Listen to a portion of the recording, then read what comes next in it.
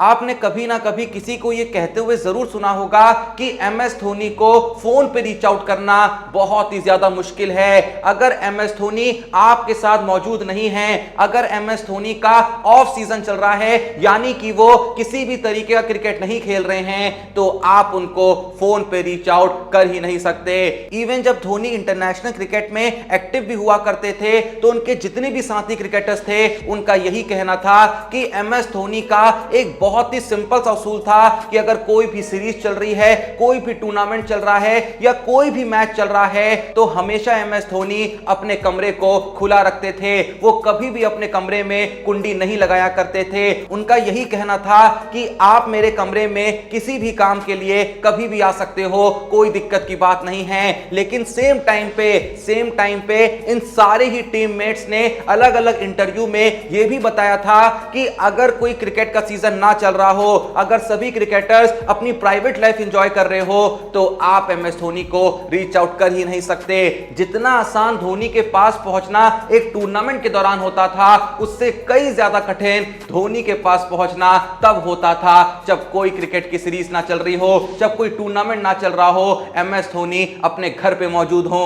क्योंकि देखो, कहीं ना कहीं हम लोग भी इस बात से भली भांति वाकिफ हैं कि एमएस धोनी जो हैं वो अपनी शर्तों पे जीने वाले इंसान हैं। उनको जैसे जीना है वो जीते हैं, उनको जो करना है वो करते हैं। बाहरी दुनिया उनके बारे में क्या सोच रही है, क्या बोल रही है, उनको घंटा फर्क नहीं पड़ता। इवन आपको यह भी याद होगा कि जब साल 2012 में वीवीएस लक्ष्मण ने इंटरनेशनल क्रिकेट से संन्यास लिया था और संन्यास लेने के बाद एक पार्टी ऑर्गेनाइज करी थी, तो उस पार्टी में एमएस धोनी नहीं पहुंच पाए थे। और जब वीवीएस लक्ष्मण से इस बारे में सवाल करा गया था कि इस पार्टी में एमएस धोनी क्यों नहीं आए हैं, तो याद है लक्ष्मण ने क्या कहा था? लक्ष्मण ने बहुत ही क्लियर शब्दों में कहा था कि मैं एमएस धोनी को रीच आउट करने की कोशिश कर रहा हूं, मैं उनको कॉल करने की कोशिश कर रहा हूं, लेकिन मेरी एमएस धोनी से बात ही नहीं हो पा रही है। ऐसा कोई तरीका ही नहीं मिल रहा है जिससे मैं एमएस धोनी से कांटेक्ट कर पाऊं। अब उस वक्त पे जब वीवीएस लक्ष्मण ने यह बात कही थी तो बहुत लोगों ने इस चीज से कंट्रोवर्सी भी बनाई थी। लोगों का कहना था कि लक्ष्मण और धोनी के बीच कुछ ठीक नहीं चल रहा है और धोनी ही रीजन है जिस वजह से लक्ष्मण इंटरनेशनल क्रिकेट से संन्यास ले रहे हैं। लेकिन कुछ साल बाद जब एमएस धोनी भी एक इंटरव्यू में आते हैं तो उनसे यही सवाल किया जाता है कि वीवीएस लक्ष्मण आपको पार्टी में बुलाना चाहते थे, लेकिन वो कहते हैं कि वो आपको फोन पे रीच आउट करे जा रहे थे, लेकिन आप हैं जो फोन उठा ही नहीं रहे थे, उनकी कॉल्स का जवाब दे ही नहीं रहे थे। तो एमएस धोनी भी इस बात पे एग्री करते हुए कहते हैं कि मैं जानता हूं कि उस वक्त पे इस चीज को लेके काफी कंट्रोवर्सी हुई थी, लेकिन मेरे जो क्लोज फ्रेंड्स हैं, मेरे जो टीममेट्स हैं, वो भली भांति इस बात को जानते हैं कि मेरी और टेक्नोलॉजी की इतनी ज्यादा बनती नहीं है। हम दोनों के ही बीच एक बहुत बड़ा गैप है और जब मैं क्रिकेट में एक्टिव नहीं होता हूं तो मैं फोन वगैरह से दूर रहना ही प्रेफर करता हूं। इवन शायद आपको यह भी याद होगा कि हाल ही में आईपीएल 2023 के वक्त जब विराट कोहली ने आरसीबी के चैनल पे एक पॉडकास्ट दिया था,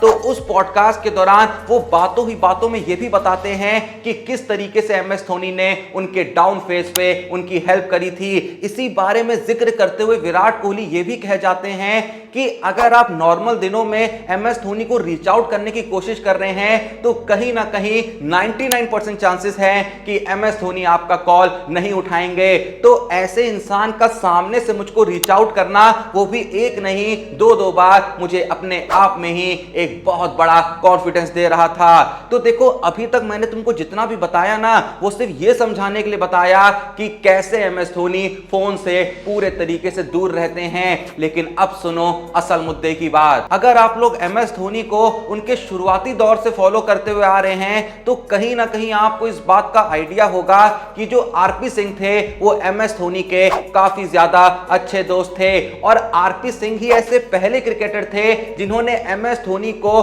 बहुत ज्यादा इस बात के लिए खरी खोटी सुनाई थी कि क्यों तुम अपना फोन नहीं उठाते हो। जब तुम्हारे पास फोन रखा हुआ है और कोई तुम्हें कॉल कर रहा है तो आखिर कॉल उठाने में तुम्हारा जाता क्या है?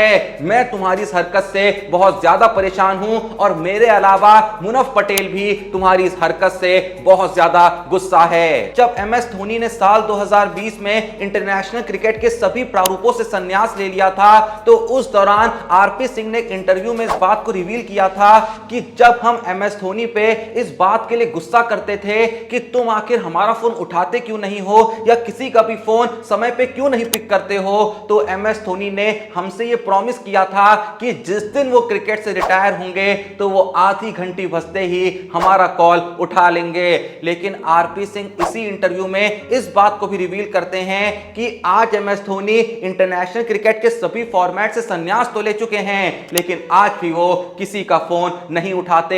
ऐसा बहुत ही ज्यादा रेयर होता है कि MS धोनी आपका कॉल उठा लें। लेकिन RP सिंह ये भी बताते हैं कि मैंने हाल ही में जब MS धोनी से इस बारे में दोबारा कंप्लेन करी कि यार तुम किसी का कॉल क्यों नहीं उठाते हो, तुमने तो कहा था कि जब क्रिकेट से संन्यास ले लोगे तब तो तुम कॉल उठाना शुरू कर दोगे। अरे तुमने कहा था आधी घंटी नहीं बजेगी और तुम दौड़ते हुए आओगे और कॉल को पिक कर लोगे। तो इस सवाल का जवाब देते हुए MS धोनी ने RP सिंह से यह कहा था कि भाई अभी मैंने संन्यास कहां लिया है, अभी IPL तो खेल ही रहा हूं ना। एक बार जब मैं क्रिकेट से पूरे तरीके से दूर हो जाऊंगा, सब कुछ खेलना छोड़ दूंगा, उसके बाद तुम देखना तुम्हारी और मुनाफ पटेल की जो कॉल होंगी वो सीधे आधी घंटी में पिक करूंगा। अब कहीं ना कहीं MS धोनी की इन बातों से ये साफ साफ जाहिर होता है कि MS धोनी असल में अपनी आदत को बदलना ही नहीं चाहते हैं। वो जिस तरीके के इंसान हैं वो वैसे ही रहना चाहते हैं। वो बस RP सिंह को धीरे धीरे करके टाल रहे हैं। एक बार मुझे लगता है जब वो IPL से भी संन्यास ले लेंगे, कॉल तो वो